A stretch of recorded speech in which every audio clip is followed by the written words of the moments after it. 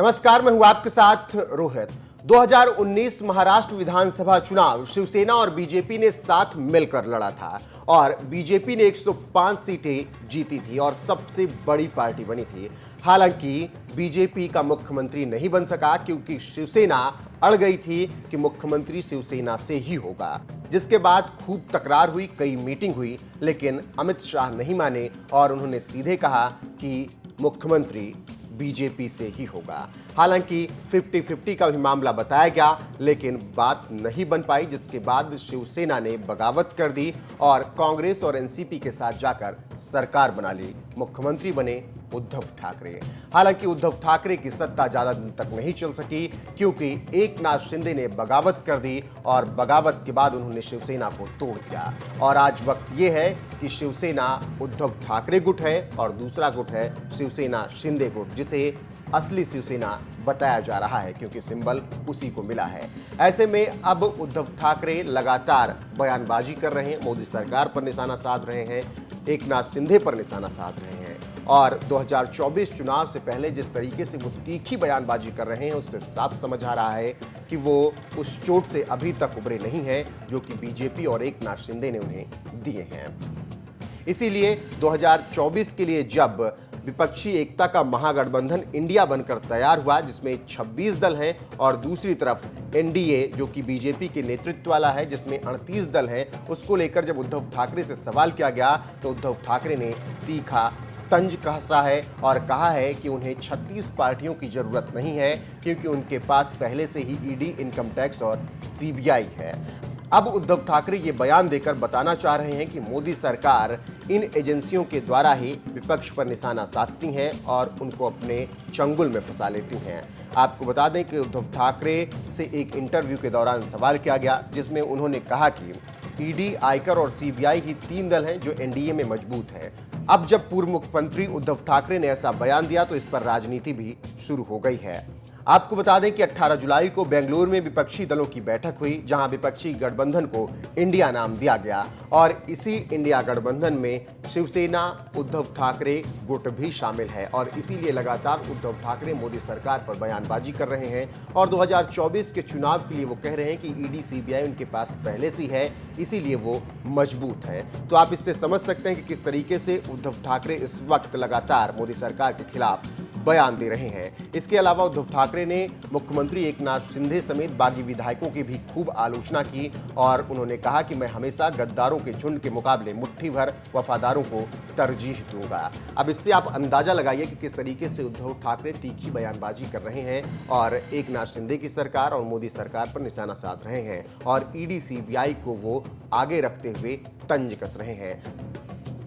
हालांकि प्रधानमंत्री नरेंद्र मोदी ने कई मौकों पर यह साफ कर दिया है कि ईडी, सीबीआई जैसी एजेंसियां अपने हिसाब से काम करती हैं, सरकार की उसमें कोई भी दखलंदाजी नहीं होती है।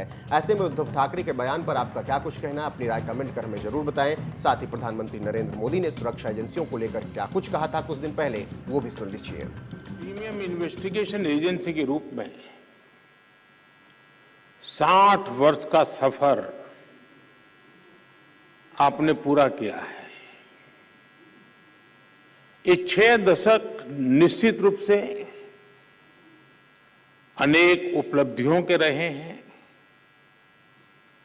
आज यहां सीबीआई के मामलों से जुड़े सुप्रीम कोर्ट के फैसलों का संग्रह भी जारी किया गया है। ये सीबीआई के बीते वर्षों के सफर को दिखाता है। कुछ शहरों में सीबीआई का नया दफ्तर हो, ट्विटर हैंडल हो, अन्य व्यवस्थाएं जिनका आज शुभारंभ हुआ है, वो निश्चित रूप से सीबीआई को और सशक्त करने में अहम भूमिका निभाएंगे। सीबीआई ने अपने काम से, अपने कौशल से सामान्य जन को एक विश्वास दिया है। आज भी जब किसी को लगता है कि कोई केस असाध्य है तो आवाज उठती है कि मामला सीबीआई को दे देना चाहिए। लोग आंदोलन करते हैं कि केस उनसे लेकर के सीबीआई को दे दो। यहां तक कि पंचायत स्तर पर भी कोई मामला आता है तो लोग कहते हैं, अरे भाई इसके तो सीबीआई के हवाले करना चाहिए। न्याय के, इंसाफ के एक ब्रांड के रूप में सीबीआई हर जुबान पर है।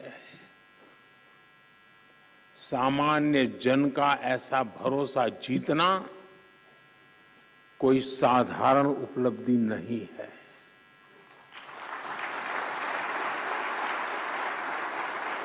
और इसके लिए पिछले 60 वर्षों में जिनने योगदान दिया है, इस संगठन में रहे सभी अधिकारी, सभी कर्मचारी बहुत बहुत बधाई के पात्र हैं। अभी यहां कई साथियों को उत्कृष्ट सेवा के लिए पुलिस मेडल से भी सम्मानित किया गया है।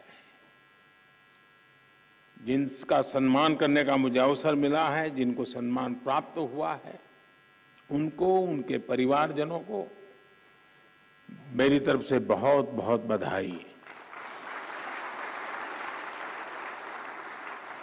साथियों, इस महत्वपूर्ण पड़ाव पर अतीत की उपलब्धियों के साथ ही